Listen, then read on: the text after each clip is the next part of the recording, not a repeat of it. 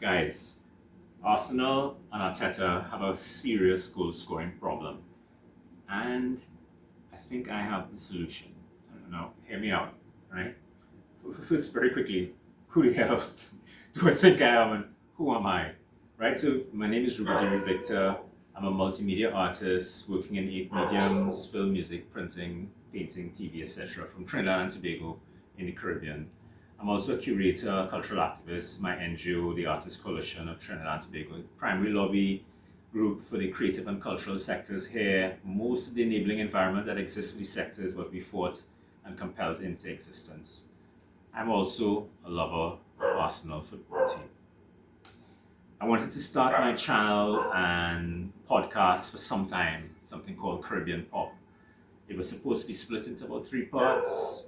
One part, global pop culture, music, books, etc. The second part, specifically on Star Wars, the original trilogy, the prequels, and then interrogating the Disney era, with a serious look at the life and the legacy of George Lucas. The third part of the podcast trilogy is about Arsenal, what I believe to be one of the most important clubs in the world for a number of reasons, which I'm going to explore during the course of this podcast series.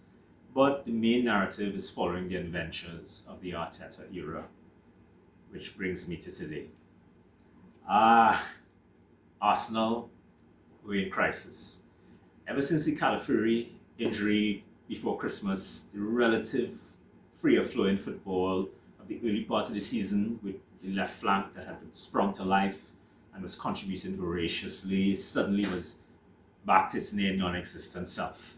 Trossard persisted for a while as a solitary sentinel, but he too succumbed. The goals started getting harder and harder.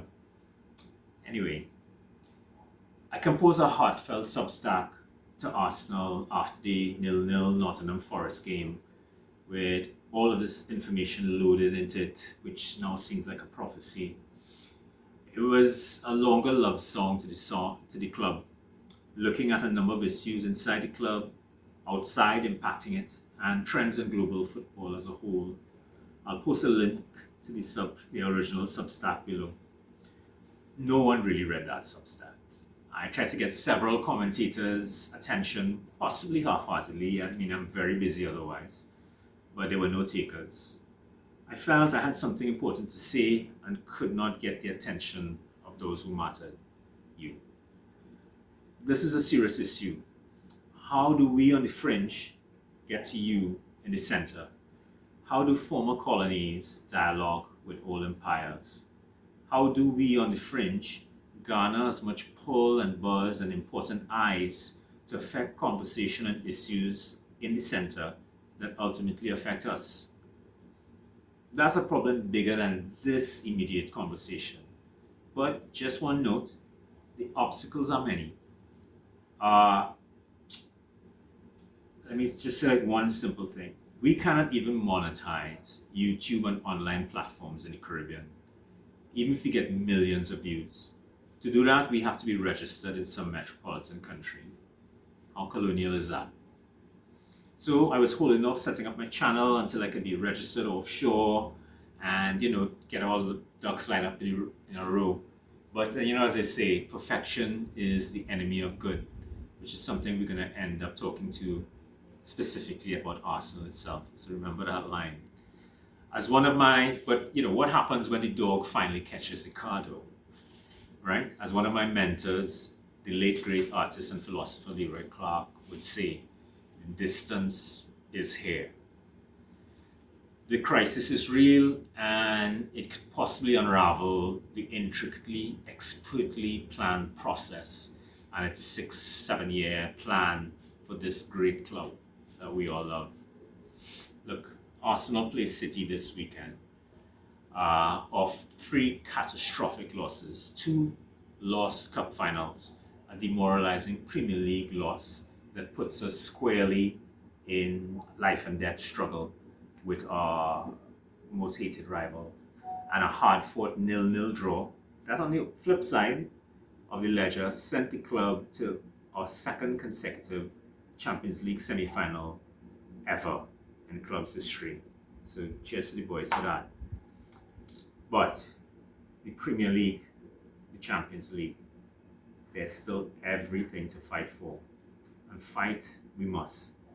So the point of all the rant and all that build up is that, I couldn't get my column read by Arsenal fans. If I couldn't get it read by you all, what chance do these words have to reach the ears of Arteta himself? Trust me, that is who I want to hear me. Just like all the other podcasters and stuff, I desperately want Mikel Arteta, the players, to hear what I have to say, because humbly, I think I have the solution. Because the thing is this, even though Arsenal probably has the best online fan commentators and analysis of all the Premier League teams, probably I can say by far, I haven't heard any of my favorite podcast geniuses come close to any of the ideas that I'm about to propose. And I'm baffled as to why. I think that the distance from the center, the view from the margins, sometimes comes with a clarity of perspective. So I'm breaking my own delay on starting my podcast outside of monetization plan, and I'm just starting it prematurely, here, now, to deal with this urgent matter, to resolve a problem for the club that I love so much, with just about a dozen more games to play for the fate of everything, in the hope that my words reach your ears and reach the ears of the players and the manager, who I respect immensely. It's a long shot, but hey, here's at it. Arsenal scoring from open play problems. Right? We know. Now, okay, context. Arsenal, a phenomenal defensive team. Arteta is a phenomenal defensive coach. The team and Arteta are probably amongst the best in the world, if not the best, in this and off the ball play. Our patterns of play, release and overlaps, marking transfers, overloads and closing down of space, incredible. From goalkeeping to defense to midfield, we are immaculate.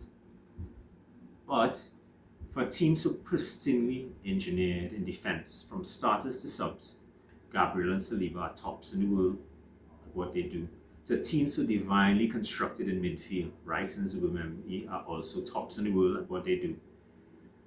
I'm challenging anyone to tell me what the plan of Arsenal is in forward play. What is our plan? I'll wait.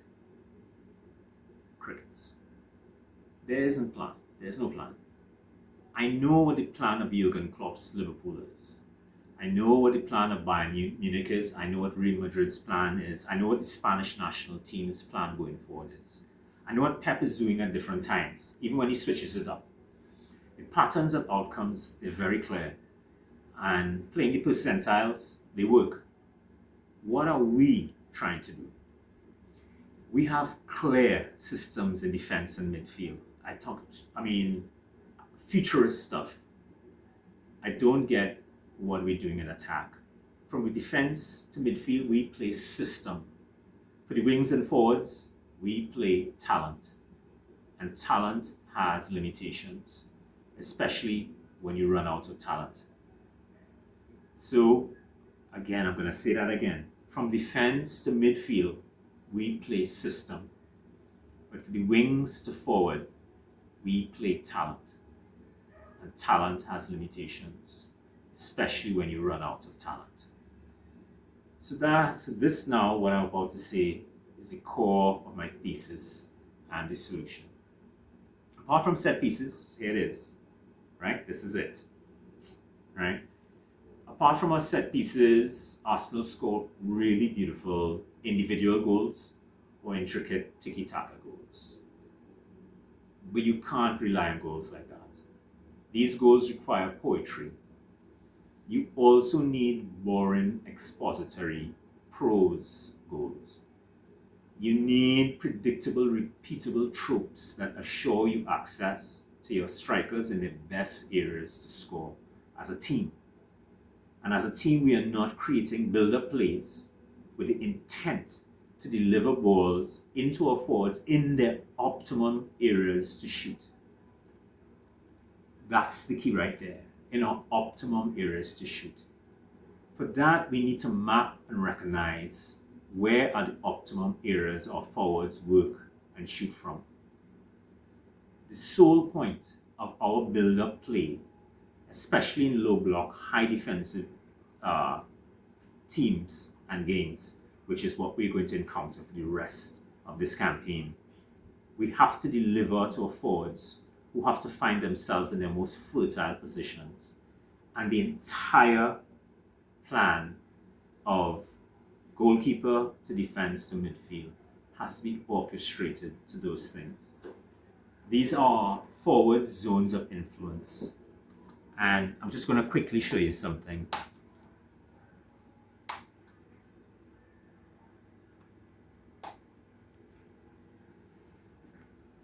What you're watching here, Saka, Trossard, Belmerino, Martinelli, Gyökeres, Eze, those are the positions that our forwards score from.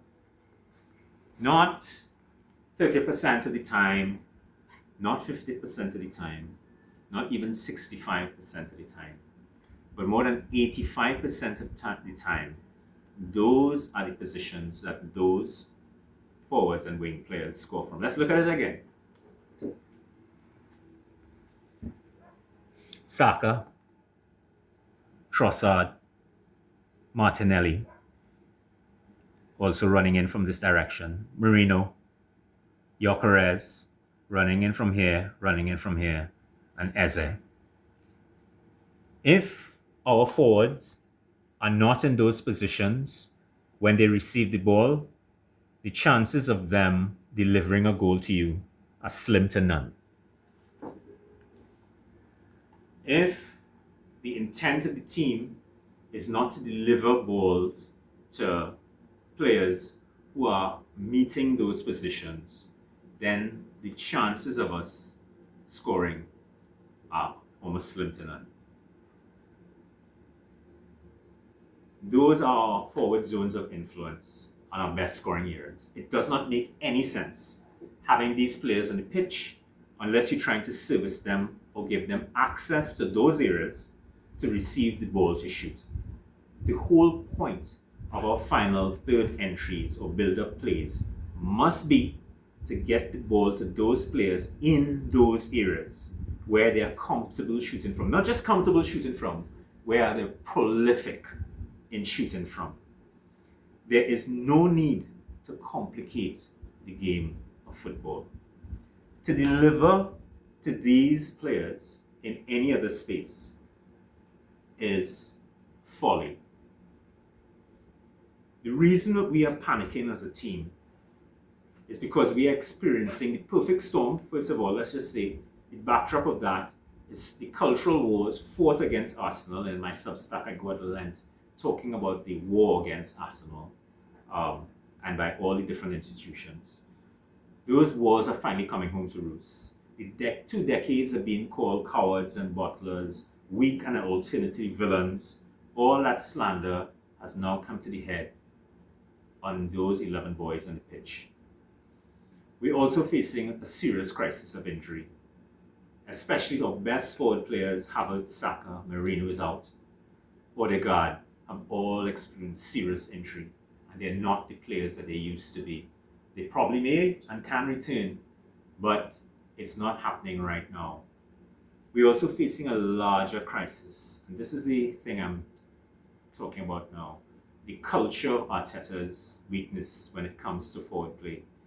Look, I love Arteta. I chose him. I knew he was going to be coach even when he was still playing. I knew it was going to be him, and I wanted it. Even when we went the another way right afterwards, I knew he was going to be there. I just knew it, and he's repaid that debt. But this is his final piece.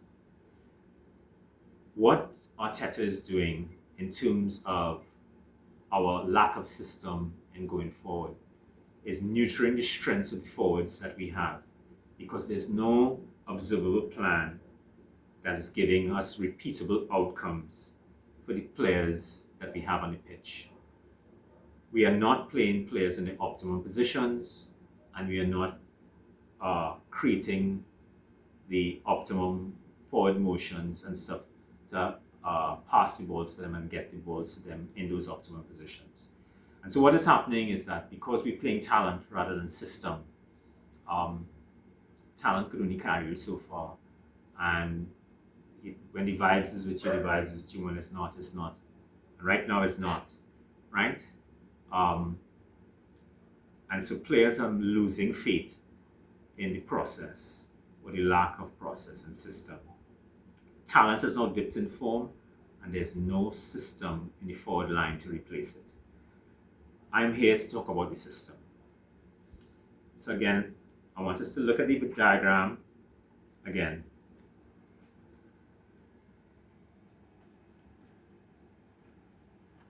Watch those positions again. We're going to go into all of them in detail. See, there's 0 point into delivering to Eze over on that side and expecting him to do anything. There's 0 point in delivering to Gyökeres up here and expecting him to do anything. 0 point in delivering to Merino. You get the plan, the point. These are the places. You have to put those boys in those places. And especially a person like Saka, who normally comes in from that area to find this space here. But now, with the injury, he can't beat to come into this space. So it means then he has to arrive in this space for the pass, rather than passing him to it out there, where he now has to do what he can't do with the injury. He has to be there. That's where he has to be. That's the place where he's most dangerous, right? So none of that has anything to do with vibes or anything like that. It is simply the DNA of those players, right? And all I'm going to suggest here is a system of play that is replicable again and again in every single match, where we start to create systems around those players, to find them in those areas and put them in those areas, and so that we know that we have repeatable patterns of play moving forward that are going to end up with those things and going to end up with strikes. Because the thing is that, this is the other thing, we have very, very low turnover of opportunities to strikes. If you get the balls to those guys, we saw that anytime Eze gets into this point here, he shoots. And what are his percentages from that space? Why is he not camped in that area? Anyway, we're panicking because we don't have predictable patterns of play. We don't have the positions for forwards to stand in or arrive in. And so the purpose of midfield and play or overlapping defenders and going forward to deliver, there are no predictable patterns. People don't know what to do. They'll be relying on talent and luck and all of these other things. No. If we have the locations where people have to arrive, the job behind that ball is to find those people in those spaces. And that's a question of habit. Those are just habits. Habits. Habits. Habits. Habits calm you down. Habits center your focus and allow your automation to take over. Muscle memory. You can rely on the patterns. You don't have to keep inventing a rocket ship or painting Mona Lisa each time. Nothing I'm about to say is based on highfalutin theory or superstition. It's all pure, observable fact, data. These are the places the forwards score from, full stop. They do not score from other places. Put it out of your head. They don't. So put them in those places and feed them. The monumental difference between Saka and Trossard from the rest of our forward line is that Saka and Trossard before used to create their own opportunities by accessing those fertile positions themselves, by dribbling or getting past the defenders. That's what made Saka and Trossard elite in our team. That now is our problem. After their injuries, Saka and Trossard no longer have the ability to beat the men to arrive in the areas where they can shoot from. I'll say that again. After their respective injuries, Saka and Trossard, their goals have dried up. Why? Because of the injuries, they are no longer able to beat the men that they used to on the flanks to arrive in the positions where they score from. And again, all our wingers and forwards only score from these positions. Let's go again. Let's watch that again. They don't score from anywhere else. They do not score from anywhere else. Because we had, if you looked at Gyökeres earlier on in the season, because we weren't playing the kind of game that he used to play in the previous league, right? Which is all the previews that we saw of him was him being fed in these areas, right? So he had a strike partner who used to play him in, and he was able to run in and shoot from those areas. Arsenal doesn't play like that. We don't have that style of football and those kinds of things. These are the other places that he scored from. So all his goals for us were right there. Just right there. What happened though? Havertz came in to perform with us later on the season. Havertz started to deliver the kinds of balls in the kinds of games that were opening enough for Gyökeres to score the old goals that he used to score in his previous. So you saw that happening. But that only happens in certain types of games, right? Where there's open play. It's not going to happen in low block and mid block games, right? So again, Saka and Trossard. So let's look at Saka now.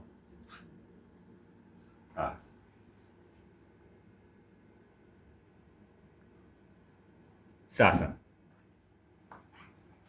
As I said, this is where Saka scores from. This is it. Don't look for him to do anything anywhere else. Again, this is it. Check the goals. This is it. He had the ability before the injury to take the ball from those areas outside the screen and outside there, beat 2-3 men to arrive in this position to unleash and score, or come from here and score. After the injury, he no longer has that capacity. Therefore, you need to place Saka in that position. You can't put him back on the wing and expect him to arrive here to score. The whole point is scoring. The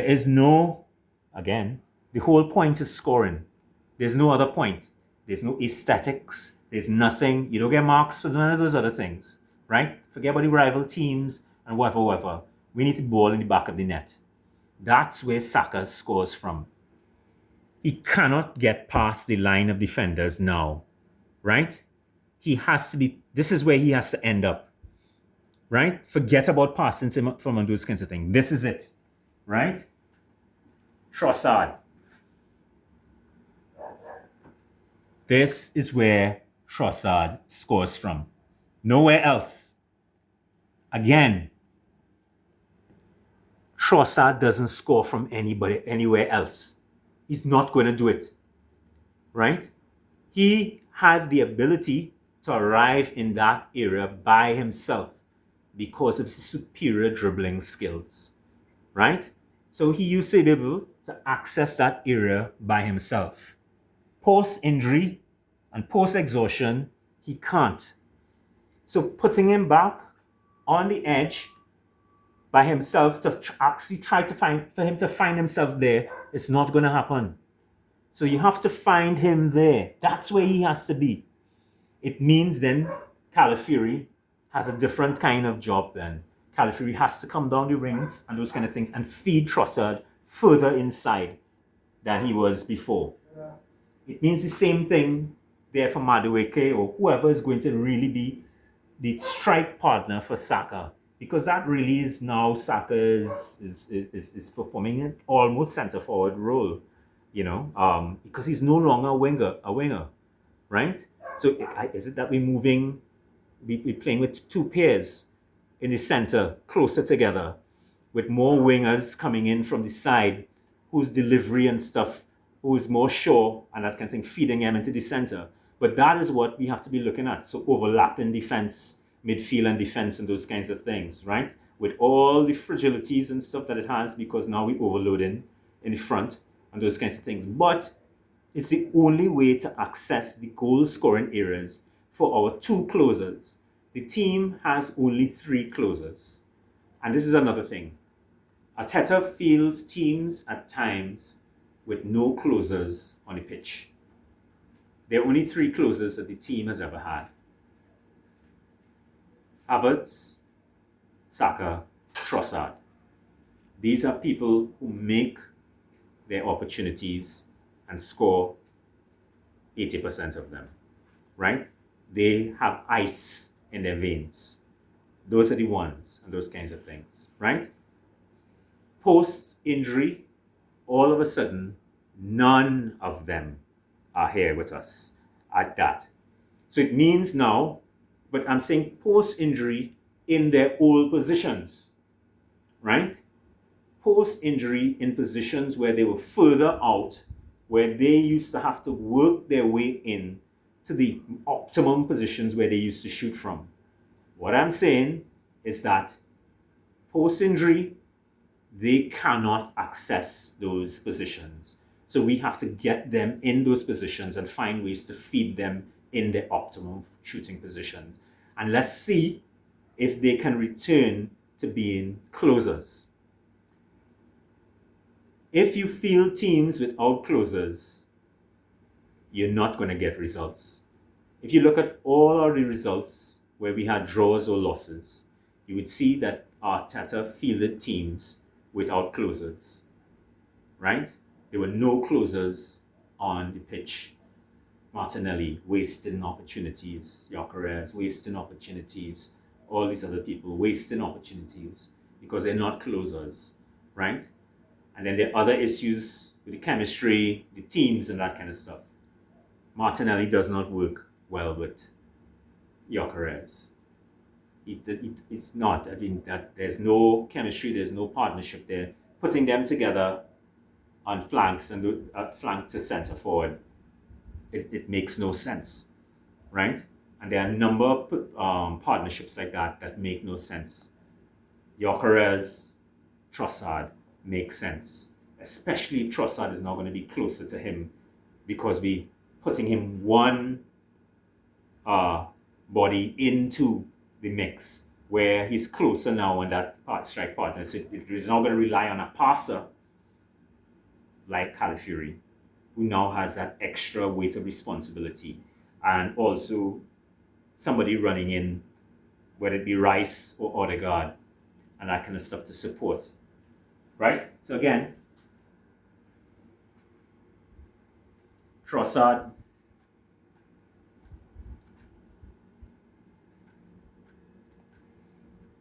so as I said, Gyökeres. Let's look at Gyökeres. Once the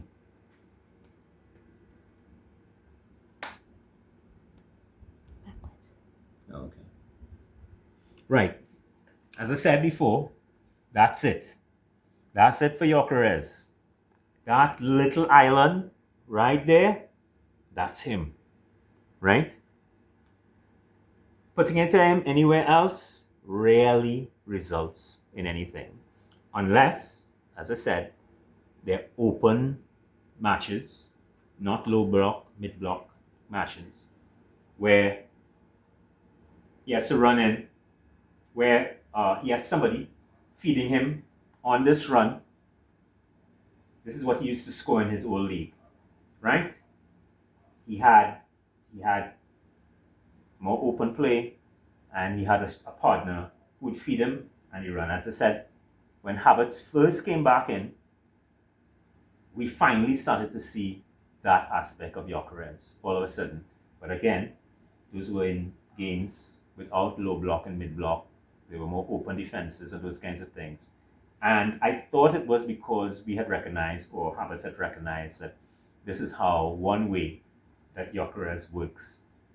It has not been repeated since. So it means, again, systemically, we have not understood. We did not understand it was luck and chance just because that is the way that Havertz naturally plays. He opens up opportunities for others in that way. And so, he happened to be feeding him like that, But again, systematically, that needs to be happening. That's one way to unlock Gyökeres in certain types of matches. One way. And that means playing and rehearsing those patterns of play and those kinds of things. Because Gyökeres running at you is a terrifying proposition, right? He's not somebody who holds on to the balls in close. He's not a ball controller or those kinds of things. But once he starts to run and those kinds of things, he has this inevitability about him, right? If you give him that runway. So that's it. But apart from that, come in again. See that island there? That's him right there. Not over there. Not 1 centimeter in that direction. Not 1 centimeter out in this direction. Right there. That's it. Delivering to him anywhere else and expecting him to deliver for us makes no sense. I can't stress this enough, right? I can't stress this enough. We have guys, and all these guys all these areas, let's just check out Eze. All these guys, look at Eze's space here. Eze is like our third highest goal scorer. That's like from just 3 matches. 3 matches where we delivered to him in that area. We delivered to him in that area, and he launched some like diabolical rockets. In most other things, he's not there. We're playing him all over the place, right? We want Eze on the left. We want Eze as to play in the Odegaard role. We want Eze like,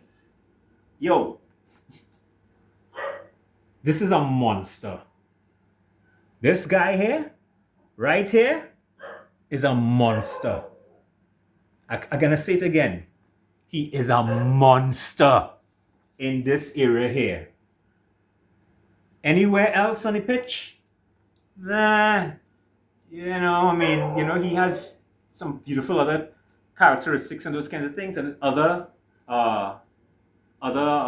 participles of play. Yeah, those are great. Build up play, all those kinds of things. He contributing, everybody has to contribute, those kinds of things.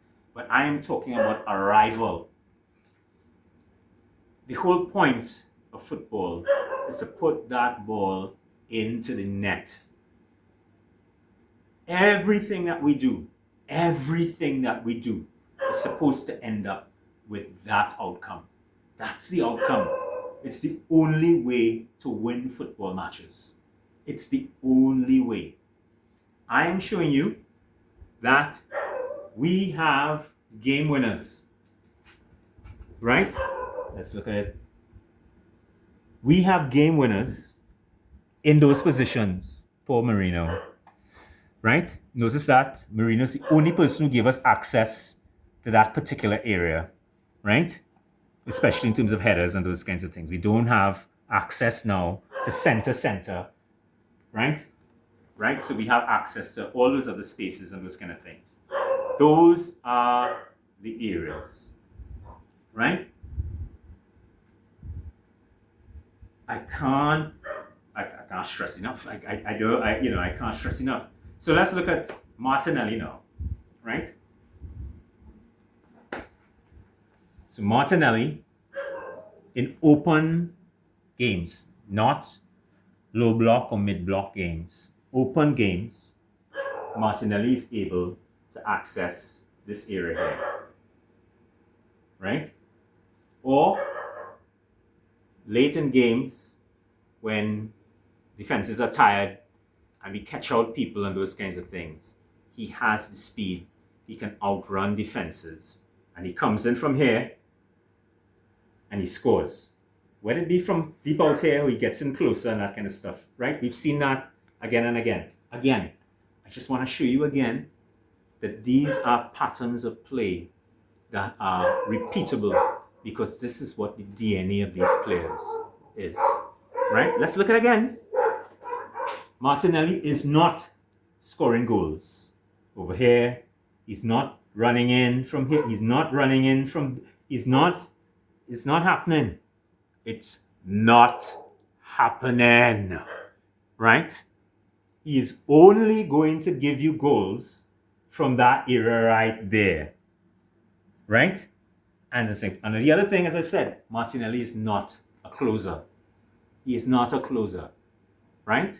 In the Premier League, with tougher defenses, mid and low block teams, he's almost a liability as a starter. He's a liability as a starter. He's incredible coming off the bench, right? He's incredible coming off the bench. And that's how he should be used, right? In cup competitions and those kinds of things, especially in Europe, well, the first part of Europe, I don't know, because the defenses of Europe might tighten up for semis and finals, right? So we'll see, right? And be playing a arc defensive team in the semi-finals, right? So, throwing on Martinelli in a low block to mid block thing to start, it's not going to make sense. He's somebody who has that diabolical pace to win you games late in the late quarter, final quarter. That's what he has. That's his genius, right? Watch it again. You can look at his highlight reel. All the goals. That's it. That's him there. That's him there. Nowhere else. To put him anywhere else makes no sense. To try to deliver things to him anywhere else on this pitch makes no sense. Feed your players what they eat. Feed your players what they eat. Put them in the optimum places to score and find different ways for them to arrive there and for you to arrive to find them there. And confuse opponents because you have let's look at it again. You have the ability in this team to have people arriving here, here, here, and here in a match to confuse defensive lines. So they don't know who is going to get what at what point in time. Why are you not doing that? Why is that not the whole point of your forward play? To have people arriving in those areas and that kind of stuff. What is Salah doing? And when Mane was there and those kinds of things, they were getting the exact same places, everything. Hazard, everybody. They're getting the ball exactly where the optimum spaces are so that they can access, or those who have the ability to give it to them in those places can get them too. We are not doing that. We're not doing it. Right? We're not doing it. People are trying to score from all kinds of different places. They're trying to score from all kinds of different angles. They're trying all kinds of things, relying on talent and luck and chance and beauty and poetry and all these other kinds of things. Habit, pattern, system. The poetry will happen inside of that, the rigidity of that. When you also have those habits and rhythms, you don't have the ability to get frightened. You don't have the time for it. You don't have the time to panic on those kinds of things because you know what the outcomes are, right? You know that I'm going to get 10 shots from that person in that position. And he is a master at shooting from that position. So that's all it's about. It's a simple game, right? There's no need to overthink this game.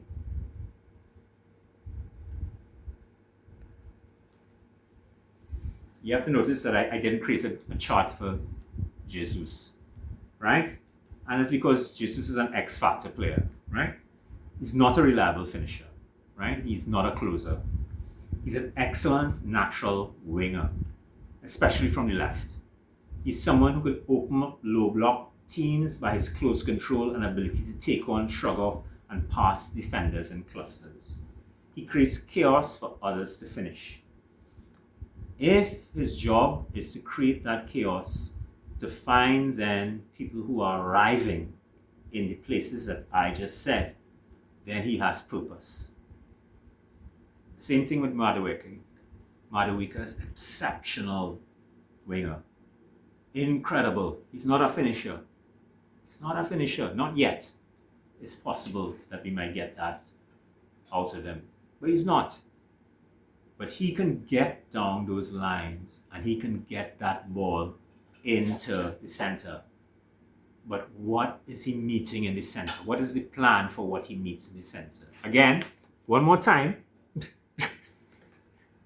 That's what he's supposed to meet in the center. That's it. That's what he's supposed to meet.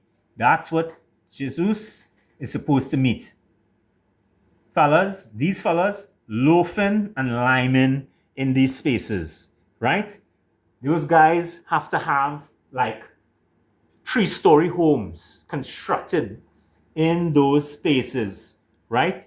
I'm talking about, with renters, people paying rent and those kinds of things. They are so permanently residents in those locations that's what you're supposed to have.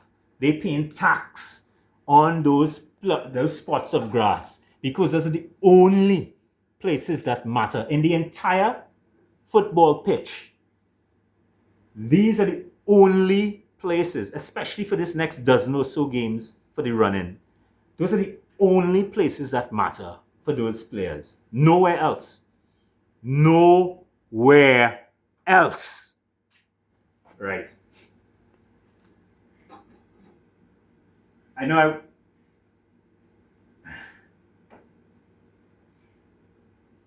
we need to lean into the logic of these patterns. Simple, right? We need predictable patterns of play going forward to settle the team in attack. If they do the basics well and they feed those people in those places, we have patterns that are referable and that feel comfortable and give guys the ability. We will be making more shots, right? Because all of those guys are comfortable shooting in those areas, right? You have a master of mayhem like Madueke. He has a point now to what he's going to do, right? He doesn't have to figure out anything. It's there ready. One more time. That's it. Everybody. Rice. Odegaard. Calafiori. Everybody coming forward. Gabriel, Saliba. Everybody. This is where you're trying to find those guys. That's it. Feed them there and watch the transformation of the rest of Arsenal's season and then going forward. I want to talk some more about Arsenal and the whole culture of the club and all those other kinds of things which were there in the Substack, which I'm going to put in the link below for you to read, and those kinds of things. Because I think those are things that are also really important. And a lot of the things that collapse in front of Manchester City, right? Which was a complete failure of nerve, right? It had to do with just a failure of nerve. It was all the whole psychological burden of everything just dropping on these guys, and especially because of the weaknesses of this particular part of the culture of this part of the club right now, and those kinds of things. Everybody failed the nerve. Everybody failed. Arteta failed. Everybody failed. They just never responded to the threat. And the pain of that loss was simply that we went out with a whimper. Not with a bang, but with a whimper. And we didn't get a chance to see us fight in the way that we know that we can fight. And that's because we don't have all the culture of the wars against us, the tragedies of the injuries, especially to our forward line players and those kinds of things. And guys who are on the pitch who are like almost dead on their feet and those kinds of things. It just came home to roost. And those are the occasions that patterns of play are made for. That's what those patterns of play are made for. That's what those habits are made for. Muscle memory. You're just doing it because you know it's going to work, right? All I need to do is get up there. Those guys are going to be waiting there for me and that kind of stuff. Bam, shoot, bam, shot, bam, shot, bam, shot. They're going to be there. That's where they're supposed to be.